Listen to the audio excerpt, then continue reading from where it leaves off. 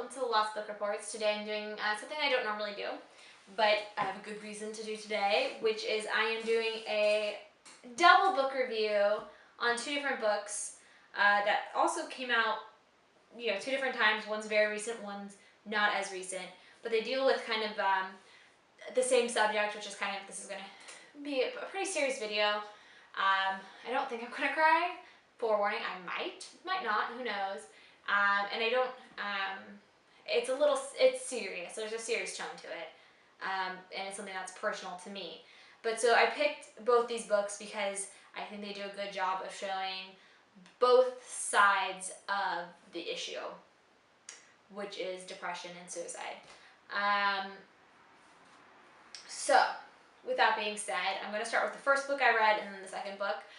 Also because both books have different meanings to me.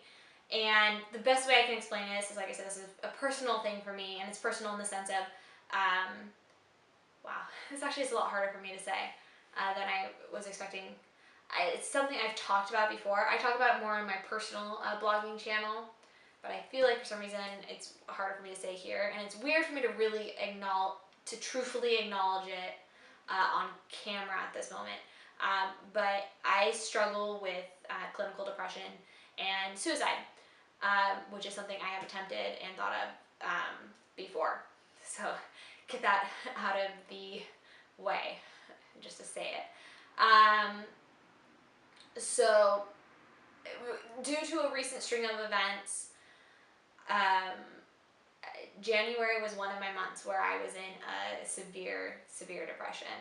And I started my severe depression probably towards the end of December, but January was when I was really, really in the thick of it.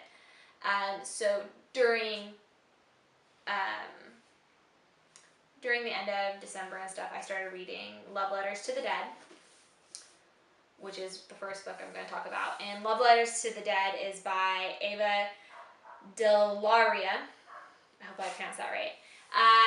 And this book I was really excited to read, but I actually didn't know much about it besides the concept.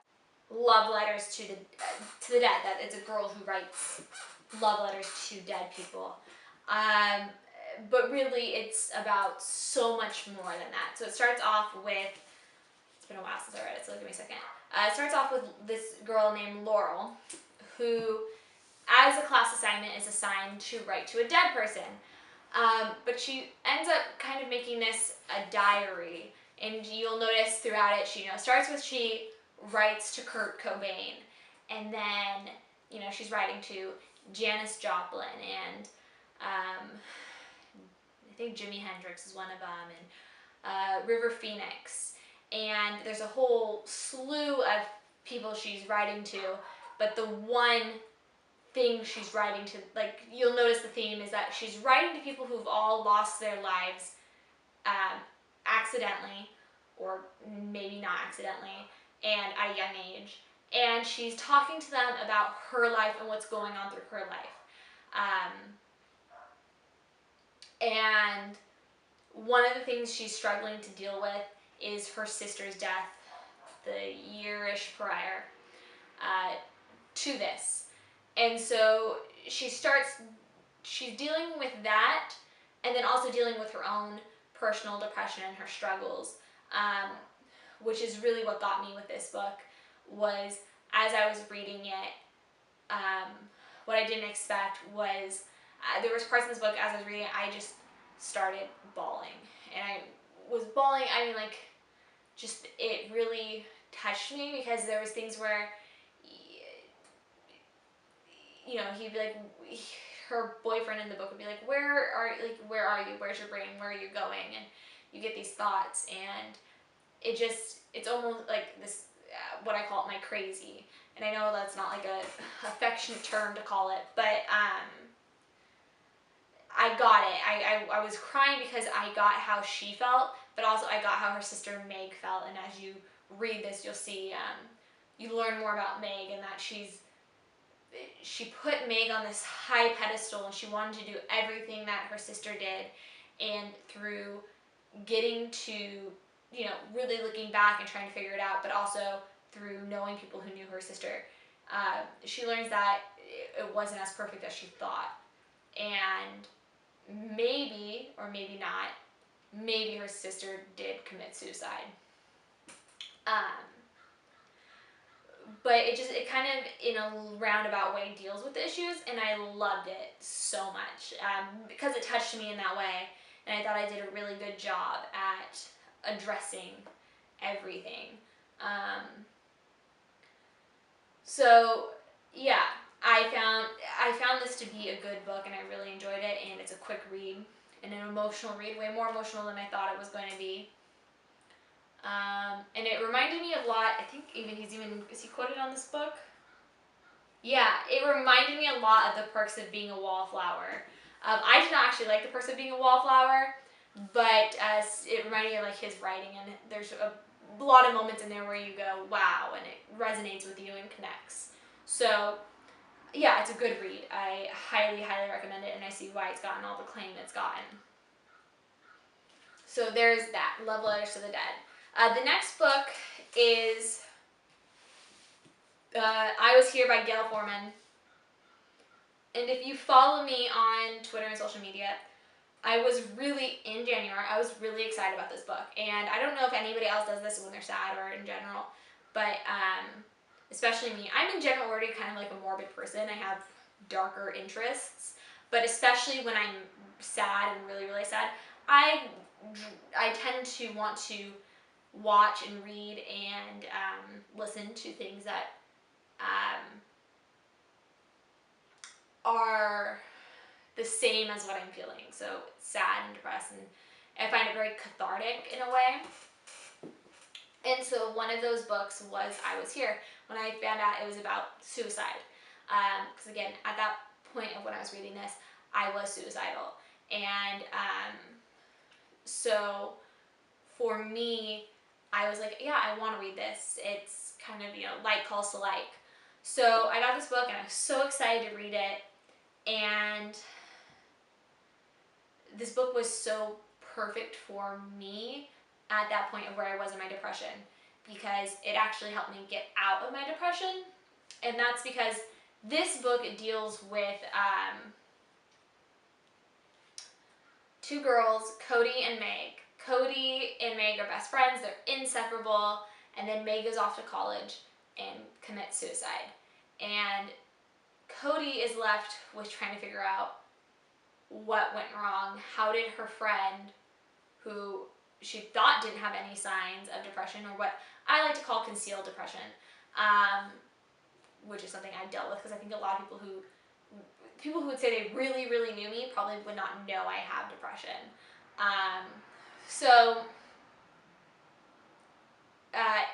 She deals with that, and she tries to figure out what happened. And through this, she meets a boy who was involved with Meg, which is similar to my story as well. And he kind of becomes her crutch, Meg's crutch. And you'll see how she talks to him. She'll just do these, when you start, there's a term they use in this book, and it's like, unconscious thinking, or I can't remember what it was exactly, but that's what I would do. I read it and I went, oh my god, that does sound crazy. I did that. I sent those long rants about my day and about life and about being sad, and you start to use somebody as your medicine. You use them because you're hoping that they'll save you, but at that point, there's nothing they can do, and especially if somebody's never been where you've been in that depression.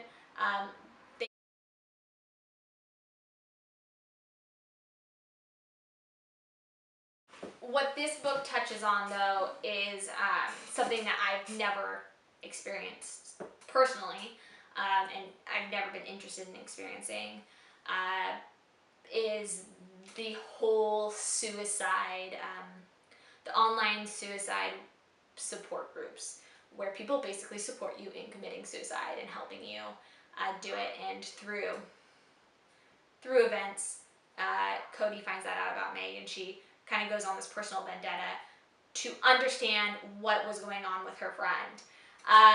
So with this book, that's kind of like the best I can do with my personal feelings towards it and stuff. But this book had, in typical Gayle Forman fashion, because I love Gayle Forman, one of my top favorite books is If I Stay and Where She Went. Excuse me while I do that. In true Gayle Forman fashion, it's written beautifully and I adore it. And she does a good job of making this come full circle. I don't know why you needed the... she does a good job making this come full circle. She does a good job of making sure you understand what's going on and how a person can feel this way and why they feel this way, and how it affects the people, every person around them, from the person who just said one thing to the person who's just online, to the person who slept with you, to the person who was your best friend, to your parents, to your siblings. She does a good way of how this could each affect and how it plays a part in your life with depression. And she does a good way of explaining coping with it and everything. So I was really impressed with where this book went. I have one little stipulation, and that has to be last time I saw Gayle Forman, which was about 2 years ago, she was talking about a character in her book, Ben, which is the male character in this book. And she was talking about how he was her absolutely favorite written character ever. And I was really excited because I love Adam Wilde. I love him so much. So I was really excited for Ben in this because she loved him so much. And Ben did not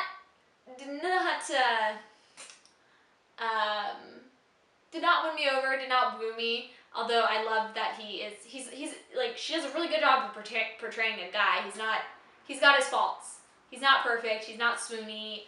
So I appreciated that. I don't love where him and Meg end up going. No, him and Cody end up going. That was not something I loved, and I could have done without. But overall, I was extremely impressed with this book, and I love that in the end, and in Love Letters to the Dead, there's parts of this too, but for her, she does this really good job of explaining how she got to the story and explaining depression and what goes on in their minds. Like, she does a great job telling that story, but also then kind of going back and saying, hey, this is what's going on in reality as well. For some reason, I started losing my voice through this. My throat's hurting. Oh. I ate something I'm allergic to and my throat's swelling up. That's what it is. I gotta go get the Benadryl after this video. Okay. So yeah, that kind of became a ramble, and I hope it made sense. But the point is that these are both good books dealing with suicide and depression, and dealing with them in different ways, but dealing with them in a way that's very accurate and realistic, and touches every aspect that you need, but both in different ways, which I really appreciated and I really needed, and especially this book right here. Like, this book was like that cathartic moment breakthrough for me, and this one was that moment where I went, I see myself, my pattern, I'm doing these things, I am back to being that depressed. Like, I knew I was really depressed, but I didn't realize that I was, no, I mean, I did realize, but I don't know, there's something about this one that made me really just open my eyes and see it in a different way, and kind of actually helped me get over my depression, which is weird, because you never can really fully get over it, but you but you get what I'm saying. So with that being said, obviously, both good reads. I highly recommend them, and that's it. I'm losing my voice now. So if you like this video, please give it a thumbs up and subscribe, and yeah, bye, fellow readers. And I actually, one thing, my call to action will be, if you watched through all of this rambling about depression, leave positive. If you could do one thing, leave positive comments below. just about the person, the person above you, or in general. Just like, let's make it a positive thing and not a downer thing, because depression and obviously suicide is such a downer thing. But yeah, all right. Bye, fellow readers.